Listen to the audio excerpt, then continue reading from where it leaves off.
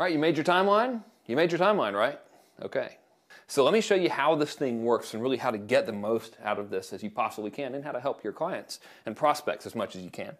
So when we were doing Neil's thing, this is when this whole thing came to mind. Like when we did Neil's thing, we didn't have any of these other steps mapped out at first. We were like, hey, let's launch something. Okay, well, we should give them some cool shit.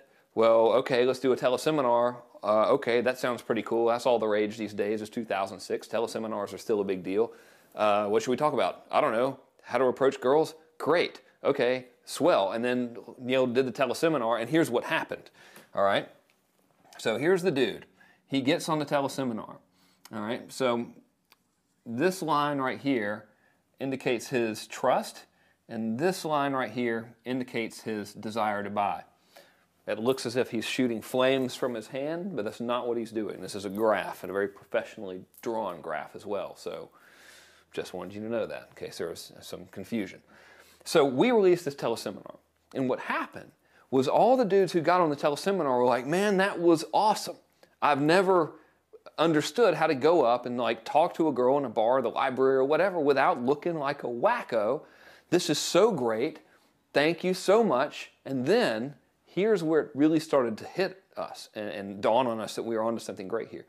Now what? That was the question they would ask. Now what do I do? Because can you imagine if you only gave the guy this stuff?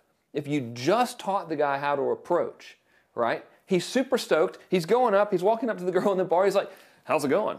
My name's Bob.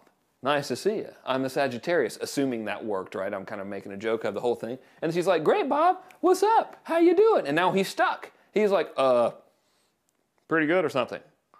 And then he hasn't got all these other steps.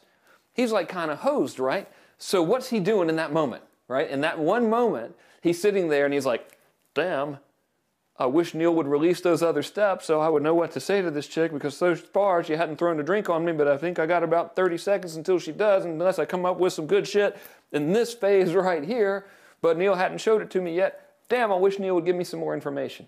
And that is when we really knew we were onto something. So we released this first piece of content, all right? Their trust in Neil goes up significantly because of the positive expectancy generated by him teaching them how to approach. Even if they don't go out and approach that day, him showing them what to do gives them the confidence to know that, you know, I can do this. Even if I'm not going to go out and do it right now, I still know that I can. So they've like taken that little bit of value and like sort of put it in their pocket to use later or to use tonight. Who knows, right? But the important thing is they have this positive expectancy of, I know I can do this. I have this faith now that I can do what he's talking about because he's shown me how to do it. He's genuinely helped me. Go figure. Basic common sense, nobody does it. Weird, all right? Like, so me and you are going to be like the only people doing this, which is great because it's really lucrative for us. So what happens next? Well, now we're talking to Neil, right? We're like, dude, okay, this is great.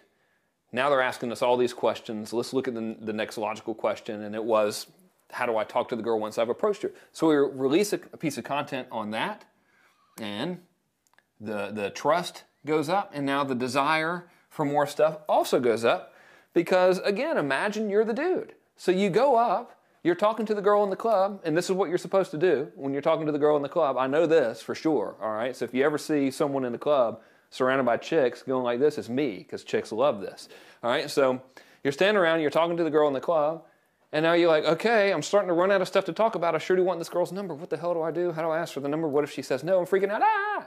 All right? So boom. Now we release this next step. Desire or trust continues to go up. The desire goes up. And what happens is the more of these you do, the closer you move someone down this timeline by giving them genuinely helpful stuff that both will provide the results and also simultaneously generate that feeling of positive expectancy, the more they're going to want to buy from you. So by the time we've shown them all of this stuff, they are just like freaking out and they're ready to buy. Now, typically I teach this in a launch scenario, but what I never really talk about is because I'm really usually called upon to talk about launches and stuff, is this works as just an everyday approach to selling stuff. So if your person opts in, if you know in advance the major hurdles he's got to go through to get to his result, and then every couple days you give him some cool stuff that gets him a little bit closer to that, you got him. This person will like you. You are now their guy or their lady for whatever it is. So if you're teaching dog training and you're saying, here's how to get your dog's attention, here's how to keep your dog's attention, here's how to do a basic sit command, here's how to do a basic stay command, here's how to do a basic come to me command. By the time you're here, buddy, let me tell you something. You are the person. Like, they could have Cesar Millan show up at their house and they'd be like, hey, look, dude, sorry. I got this guy on the internet that's awesome.